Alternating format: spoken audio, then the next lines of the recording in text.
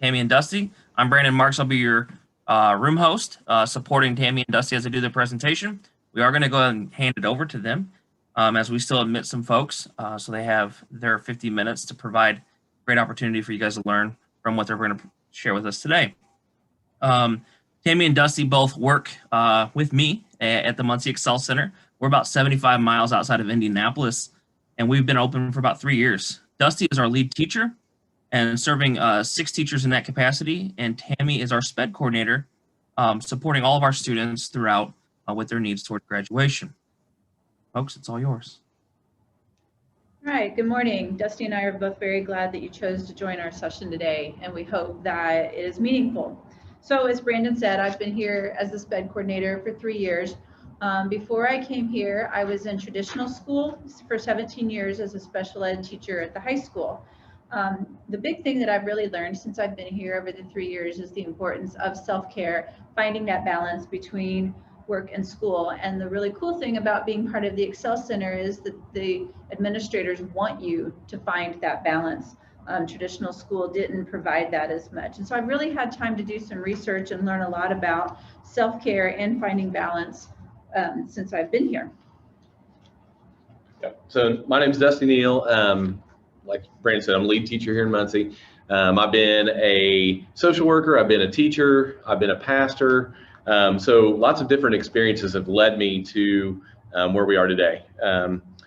Everything I've done has been about serving others and what that looks like. And I think Tammy and I did a study on fostering resilient learners, and that really spoke to me and to what we do as a mission here for Goodwill and the Excel Centers. So why is self-care so important? We're going to go one more there. Nope, a couple more. So why is self-care so important? So we're going to be talking a lot about if you're not healthy yourself, how in the world can you help others? We're going to be giving you some tips and tools to help not only focus on yourself, but then also supporting your colleagues and the students or the clients that you serve.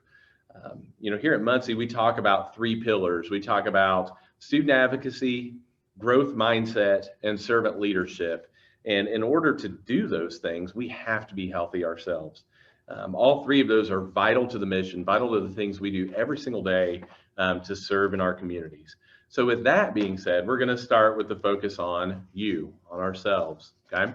So what I want you to do is make sure you have a piece of paper and a pen out, because we'll do some different things where we want you to write down some different answers, some different thoughts. But this is going to be a reflection piece. So why did you choose this profession? Why are you here? Why do you stay? It's important that we understand what is your why, okay? So we're going to give you 2 minutes, and we want you to write down, just jot down thoughts, answers to those questions. Why did you choose this profession? Why are you here? Why do you stay? And what is your why? And then we'll bring you back here in 2 minutes.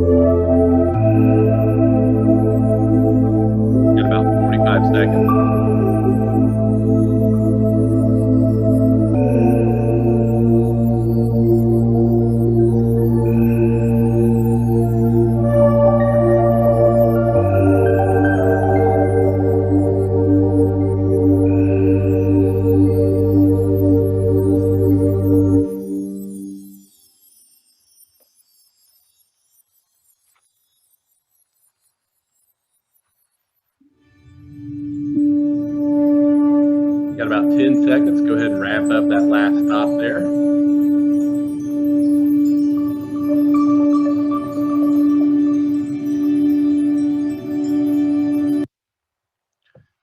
Okay, so it's just so important to remember, what is your why? Why do you do the things you do? Why do we get up every day? Why do we go to work? Those are, I think, important questions that we need to ask ourselves and to answer often. I think that if we don't understand our why, I think that we can oftentimes get burned out pretty quickly.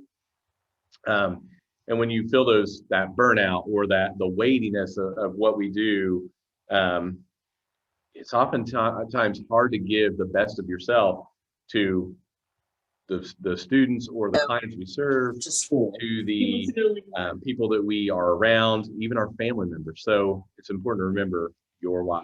And now Tammy's going to talk about trauma. A lot of the students and clients that we deal with come to us with trauma, and that's part, sorry, hang on a second, there we go. A lot of our students and clients that we deal with come to us with trauma, and so that's why it's important to make sure that you continue focusing on your why. So we see a lot about ACEs, adverse childhood experiences, and our students and staff both come with that, and it's our job to help them cope with it. So the first thing that we have to do is look beyond those outward behaviors to figure out the purpose of the behavior. All behavior has a reason, but the outward behavior that we see might not be what's really going on. We need to understand the whys behind the behavior. A lot of our students don't have the tools that's necessary to overcome those ACEs to be successful. So it's up to us to be there to teach them how to overcome the trauma. Unfortunately, this can really drain on our mental health. We also have to remember that trauma comes in all shapes, sizes, and experience. We have to remember that what's traumatic to one of our students or clients might not seem traumatic to us, or vice versa. What's traumatic to me might not seem traumatic to one of our coworkers. It might almost seem silly. So an example I like to use is myself. I have a very large fear of dogs. It to the point that it causes me to kind of freeze in my spot.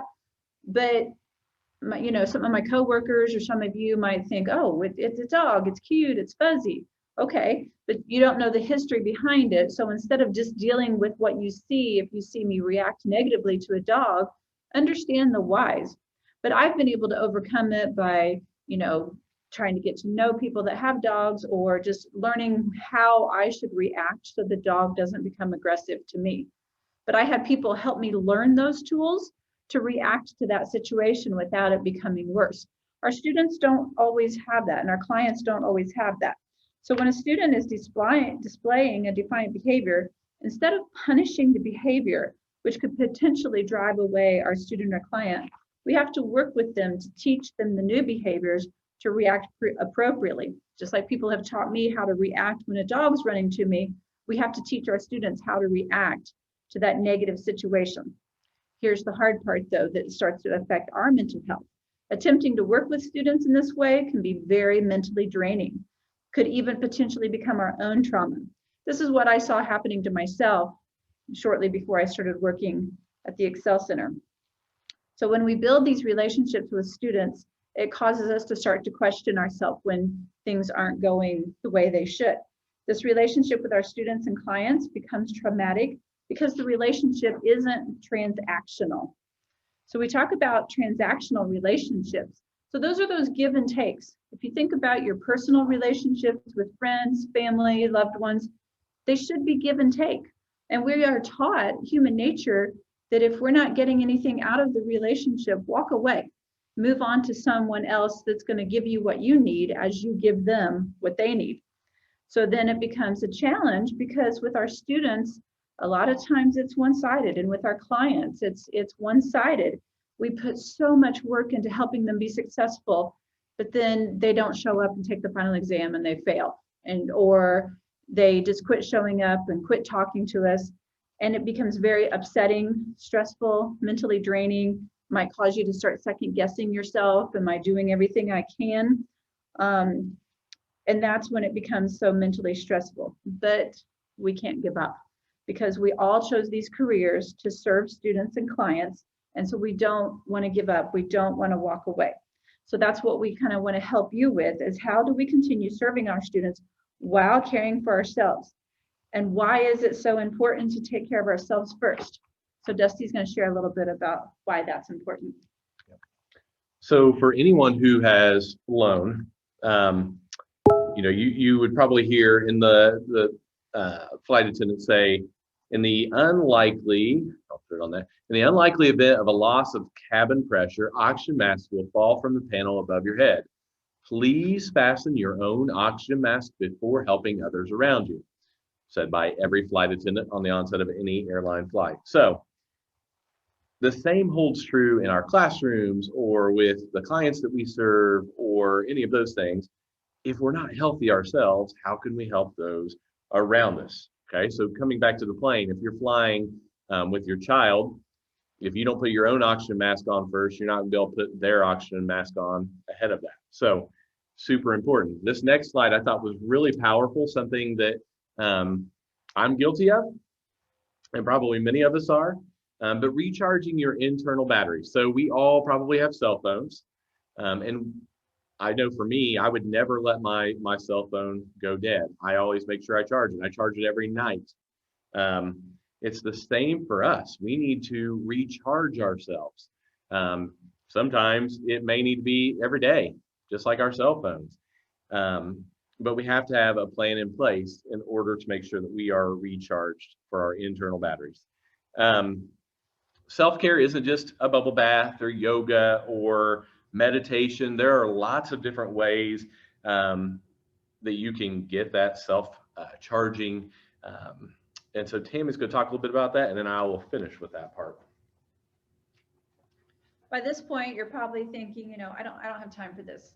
I've got kids, I've got a spouse, I've got pets, and I'm involved in this, and my kids are playing sports or music or whatever. You're right. It is very hard to find the time to do this. So I want to encourage you to be creative.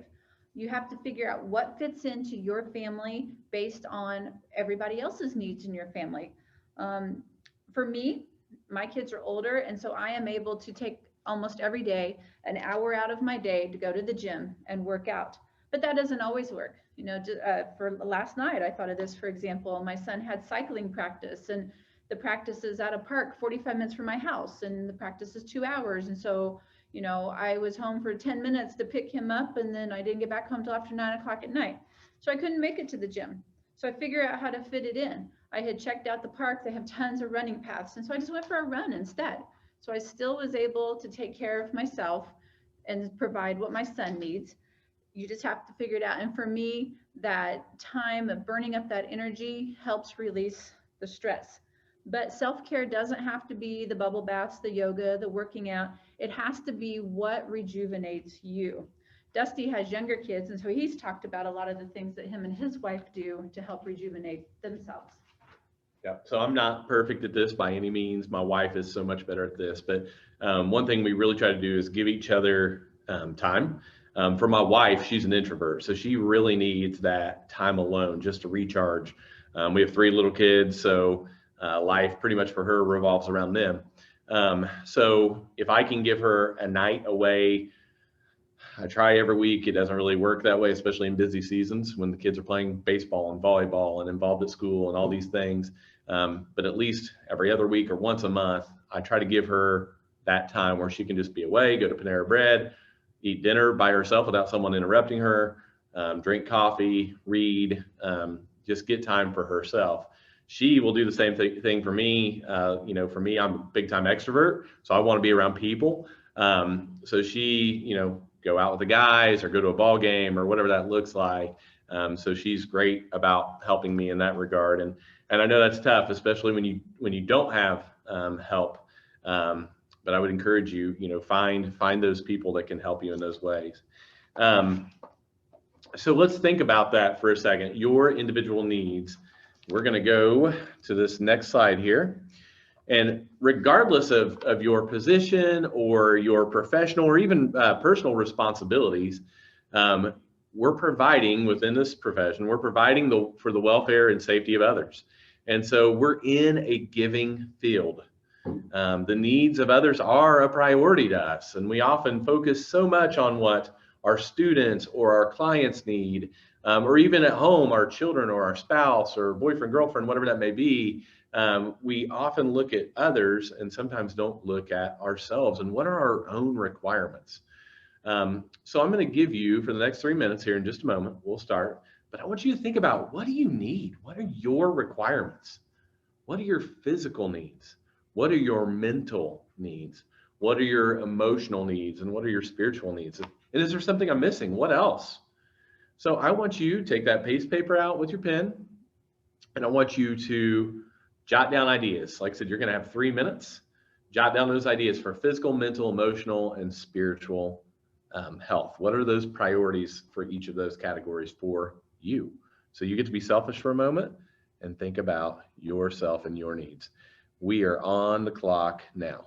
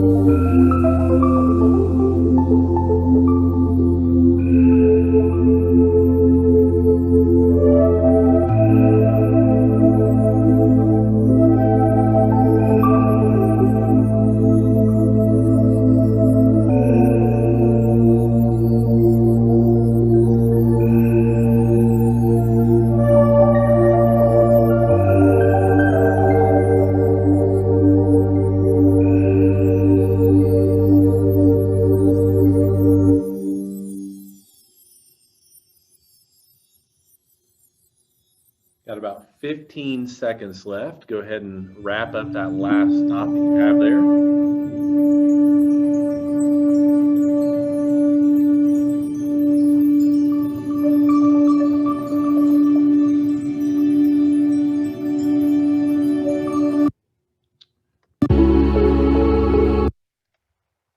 All right, so I think it's important to really remember and take a look. And I would encourage you, put this paper somewhere where you'll see it, where you will remember it.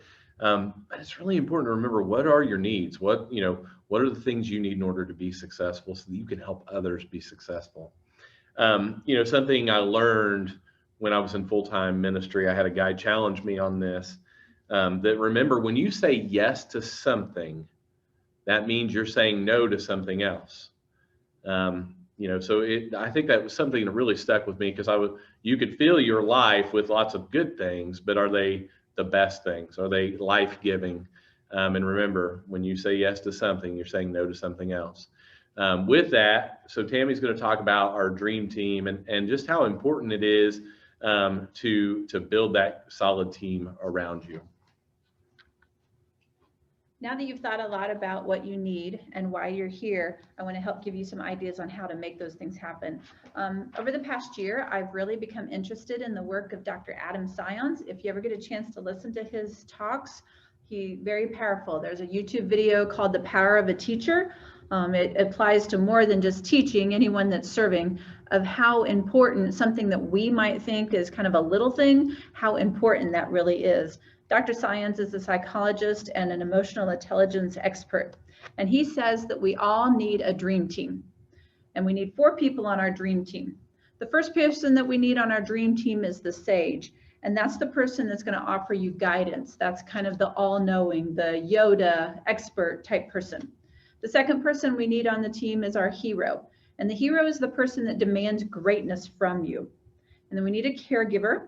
And a caregiver is that person that's always going to nurture you. And then your everyman is with whom you always feel comfortable and connected. And I think as I've thought about this and, who are my dream teammates, I've also come to realize that I don't have the same dream team in different situations. I have people at work who I would consider in these categories. I have people at the gym. I have people in my spiritual life. I have people in my personal life. So you might have more than one dream team. So the next question would be, how do you build this dream team? So as I talk through this, be thinking about who these people in your life are that could be part of your dream team. And then after I've kind of given a description of each, I'll give you 2 more minutes to kind of think this out and maybe kind of think about who you're going to draft for your dream team. And the people on your dream team doesn't necessarily have to be someone that's your best friend. Colleagues, coaches, I think about people I work with here that I would go to for tons of stuff, but are we going to go for a bike ride together? Are we going to go, hang out together? Here at work, yes, because I value and respect their opinion. So think about the first person, the sage. Who has gone before you? Who has done your job before you? Maybe you replaced someone that got a promotion and you could go to that person. Who is your steering wheel? Who's driving what you do? This person, characteristics of this person are going to be things like wisdom, understanding, truth-seeking, intelligence, clarity. They're going to be the people that are going to be able to really give you advice on how to do well at what you're trying to do. So the hero person in your life is that person who pushes you. Maybe they're the person that's the gas pedal. This person, the characteristics of this person might be mastery, self-sacrifice, courage, redemption, strength. That's the person that's really going to challenge you. At the gym, a lot of times my coach will say, your body can do more than your mind will let you.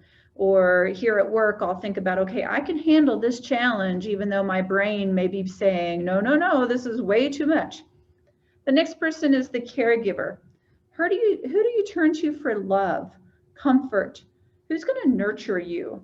Who's kind of the brake pedal to say, hey, you're doing great, but let's slow down for a minute. You've taken on too much. This person's characteristics: service, altruistic. They're in it not for themselves, but for the greater good. They want to exceed, but they also want you to succeed. This person has compassion, patience, empathy. And the last person on your team is going to be your everyman. This is going to be your buddy, your person that's your sidekick, your co-pilot. This person doesn't necessarily have more knowledge or experience than you, but this is the person that will go through about anything with you. If you're familiar with the work of Brené Brown, just the other day I had to laugh. I heard her talking about, she referred to this person as her dead body friend. So, that person that I know, if I call them in the middle of the night and say, hey, come help me hide the body, that person will be like, oh, okay, no problem. And so they're there with you through the thick and thin. One thing that Dr. Adam Sions talks about, though, is that the higher in leadership you are, the more challenging it is to create this dream team. Less people have gone before you. Less people are willing to open up and be honest. That's one thing you really want from the people on your dream team, or they're going to call you out. They're going to keep you in check. The higher up in leadership you are, the less likely people are going to come and call you out on things. So sometimes you might need to be part of your own dream team. Maybe you need to be the one to be your caregiver and say, hey, you're capable of all of this, but let's slow down a little, take one thing at a time.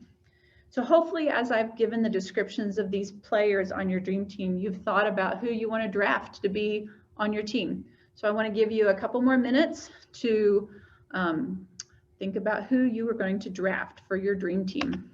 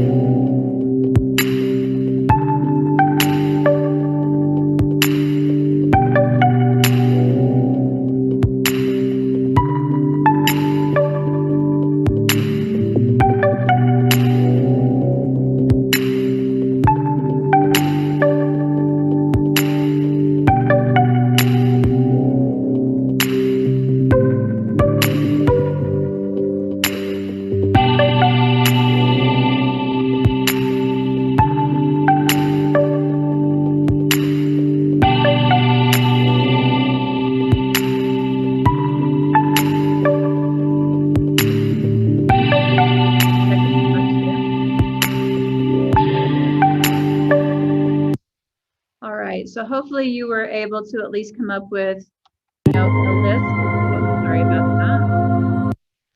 You were able to come up with a list of who you would want on your dream team. So now the big question is, what do I do with my dream team? Well, first of all, tell these people, hey, I depend on you to help me out with this, or I need you to call me out if I've taken on too much or if I've overstepped.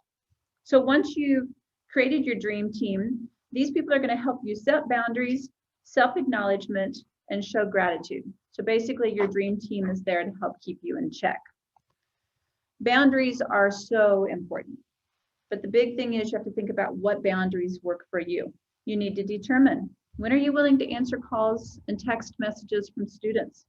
When are you willing to answer work emails? Don't feel obligated to answer outside of work hours, but do what's best for you. Responding to students after hours, you have to determine your boundaries on this.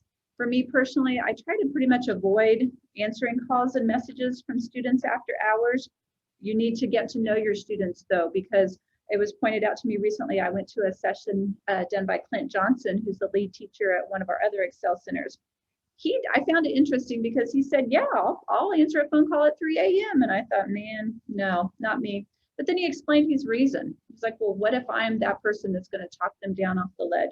What if I'm that person they need at that time? So I asked him, I said, how do you set boundaries then? And he kind of said, oh, I really don't. But then he was explaining to me an example was that a student had texted him, hey, can I talk to you about such and such? And he responded, yeah, sure, I'd love to talk to you. I've got to do this. I've got this meeting and this. I am available at this time. Does that work for you? So the more I thought about it that day, I thought, his boundaries are different than mine. He did set boundaries with that student, though. He didn't drop everything for the student, which I think sometimes our students and clients kind of expect that. He didn't do that. He told them when he was available. So I thought, he is setting boundaries. He's teaching them that, okay, I can make time for you at this time. He probably also knows his students well enough to know how to prioritize when to talk to them. So in a sense, he's setting boundaries that are different, and that's okay. You need to do what works for you. Something I also consider is my mood. If a student calls me and I'm in a really bad mood, I tend to try not to answer. But if it's a student that, but sometimes I'll try to maybe text back and just say, hey, sorry, I missed your message. What do you need? That way I can make a decision whether I had better call this student back because they're in crisis, or can I say, that's great, let's talk about that tomorrow morning. But by helping set boundaries, you're also helping students set boundaries. But the big thing is, don't let yourself feel guilty for setting these boundaries. You have to have your time. Another boundary that I suggest is block out time during the workday. You set your schedule with your meetings and the classes you teach and your appointments with students or clients, but then chunk out time. I write a lot of IEPs and they take 1.5 to 2 hours to write. So if I see that I'm going to have a chunk of time during the day, I set everything aside, turn off the email notifications, and focus just on that IEP for a little bit. That way I can get it done and not have to take it home. Boundaries with families and friends. This is probably just as hard as the one with students. So set your boundaries, ask your family to respect them, find a way that works. Another great thing for your dream team to do is help you with self-acknowledgement. We don't do this enough. We are really quick to compliment our students, our clients, our coworkers with things that they've done well, but how often do you do that for yourself? So that's another thing that your dream team can help you with. It's hard though, because we're taught not to be egocentric, but it's okay. So some things that I've done and some suggestions that you can try. For me, I work out all the different things I do at the gym, my cycling. I keep track of all that. I keep track of my speeds. I keep track of what I'm lifting. I take progression photos. So if I start feeling really down, I can look back and see what I've done. I think about what I've done at work. I think about, what did I do before I came here compared to what I'm doing now? I would have 3 years ago before I started here, I would have never dreamed that I would do any kind of presentation. One thing we do here in the office that we've just started is on our conference room wall. We have a big picture that says cookie jar, and staff members are encouraged to, something that went well, write it down. And then others can come in and read what we're doing. It's in a conference room, so it's just for the staff to see. And there's been a couple times that I'll come in and read the sticky notes, and I hope other staff are taking advantage of this, just to kind of remind myself, hey, we're doing great things here at the Excel Center. We just got to keep chugging along. So what I want to encourage everybody to do now is brag on yourself for a minute. I know this is really hard, but in the chat, so we can share it, we won't share names, put something you've done this week that you are super proud of. It doesn't have to be huge. Maybe you got the laundry caught up. Maybe you actually had time to meal prep this week. Or maybe you helped a student finish that final assignment to graduate. You helped a client get the resources they need. So take a few seconds to add things to the chat, and Dusty's going to share with us what he sees. I assume you can see the chat. Lost 10 pounds. Yay. Water challenge for 30 days. Clean house. Meal prep. Help the student get some gas to make it home. Exercise 4 times this week. That's awesome. Worked out with the trainer twice this week. Drank a gallon of water for the week. Consistently worked out. Gym 3 times this week. Made smoothies. You guys are doing some incredible things. These are all awesome things. And these, even though they sound little, just some small something like that makes you feel so much better, so much more confident. So these are all great things. Anything else exciting? Stumbled and turned it into a funny dance. That is amazing. Yes. It sounds like something you would do. That totally sounds like me. Cooked twice this week. Seriously, you guys are killing it. Doing some incredible, incredible things. So keep sharing those. We're going to go on, and Dusty's going to talk about the importance of showing gratitude and how that can help rejuvenate your spirit as well. Yeah, absolutely. So gratitude. Gratitude is something that we can oftentimes take for granted. I know for me personally, it's always good to just take a moment, step back, take a breath, look around me, and just think about the things I really am grateful for. We're going to take a look at a clip here that shares how it's scientifically proven that showing gratitude is good for your mental health. So we're going to take a look at this, and then we're going to go into another exercise to finish up.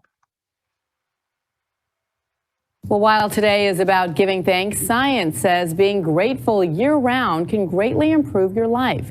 Studies show expressing gratitude can activate the reward center of the brain and helps people connect. Researchers say gratitude is more than just a feeling. It can become a personality trait. It can help people be happier, less anxious, less materialistic, and less likely to burn out. Jennifer Wallace is a freelance contributor to the Wall Street Journal, and she's written about the impact of gratitude on people and relationships. Great to have you on set. Happy Thanksgiving. Happy Thanksgiving. What a fabulous topic to have on this Thanksgiving Day. Talk more about the science behind gratitude and how it can impact someone's life and health. Yeah, so over the last 20 years, researchers have been conducting study after study to find out, is it that happy people are grateful, or is it that there's something about gratitude that can make people happy? And what they have found is gratitude can lead to positive health and psychological outcomes, and it can strengthen our social bonds. So in terms of health, they have found that practicing, cultivating gratitude can lower blood pressure, can make us sleep better, can lower depressive symptoms and anxiety, and strengthen our relationships. So what are some tips? Yeah, so I would say the first tip for adults and for kids is to learn how to think gratefully. So we sort of push our kids to write thank you notes, and we say thank you to the person who holds the door, but to actually think about the action behind that and to note it. What about, I mean, gratitude seems to be one of those things that keeps benefiting you in every area of one's life. Does it help with love connections? It does. It helps with couples. It creates this cycle of generosity. So researchers believe we have an evolutionary reason that we feel gratitude. And it could be that it helps us find worthy relationship partners. Then it reminds us of their value, right? When you fall in love, it's easy to forget about all the positives. And this helps us. Feeling grateful to your spouse helps you to keep that relationship going and show how committed you are. And it helps us bond.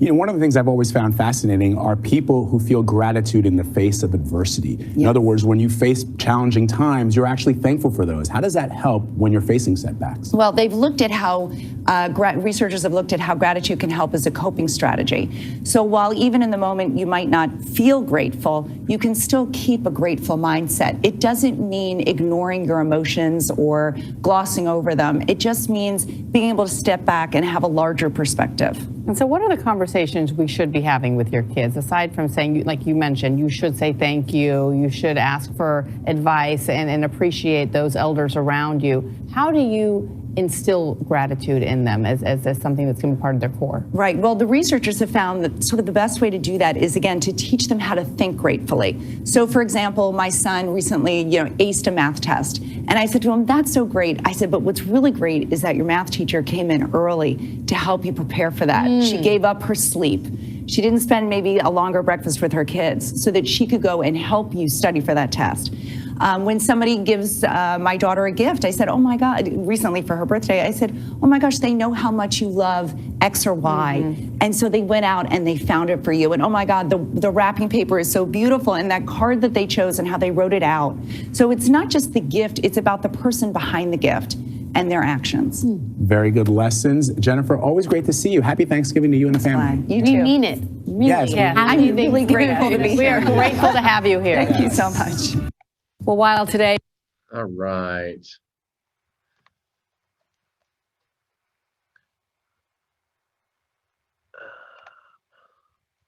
There we go. All right. So with that, pretty powerful clip and just pretty powerful way to think about gratitude and what that looks like for us. So now it's your turn. Okay. We are going to think about some different ways. We're going to talk through a few different ways first here. How can you show gratitude? Maybe it's writing a letter. Maybe it is sending a text message or making a personal phone call. Maybe it's places you're grateful for. I know for me, we do a lot at our little local coffee shop, and I'm so grateful for the owners, Sean and Charlene. I need to tell them that. And so we're going to encourage you over the next 4 minutes. Okay. Think about 2 people or 2 places that you're grateful for, And I want you to either start writing a letter or send a quick text message. Hey, I'm just so grateful for you. Thank you for what you've done.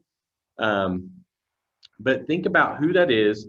And I would encourage you, go ahead and start. If it's a letter or a text message, go ahead and start those things. If it's a phone call, make yourself a note and that you're going to do that today sometime, that you're going to call that person and tell them how grateful you are for them. When we're thinking about those people, maybe it's somebody that just encourages you.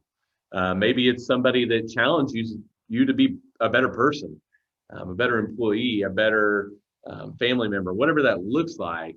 But I want to challenge you to think of at least 2 people. Okay. So you have 4 minutes. We got a little bit longer here. This will be the last exercise we do. But 4 minutes here. Think about your couple of people and what you're going to do for that. And your 4 minutes begins now.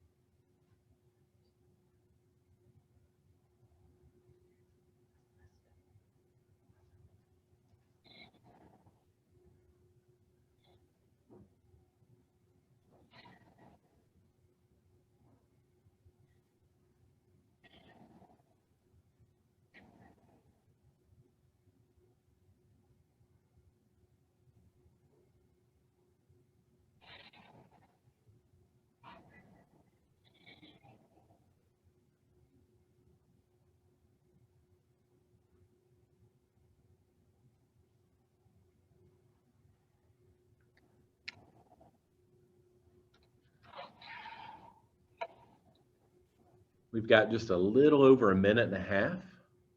Sorry, there is no music on this one.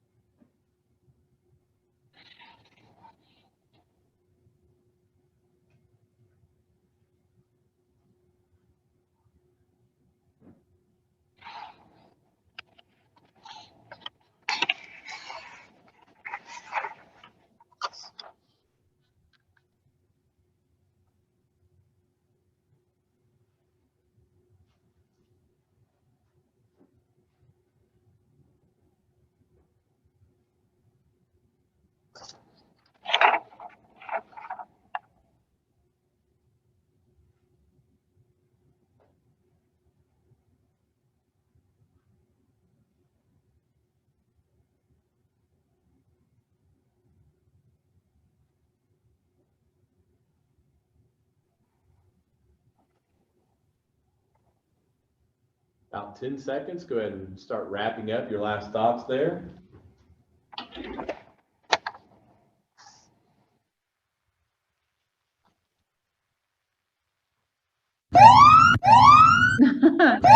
Sorry about that.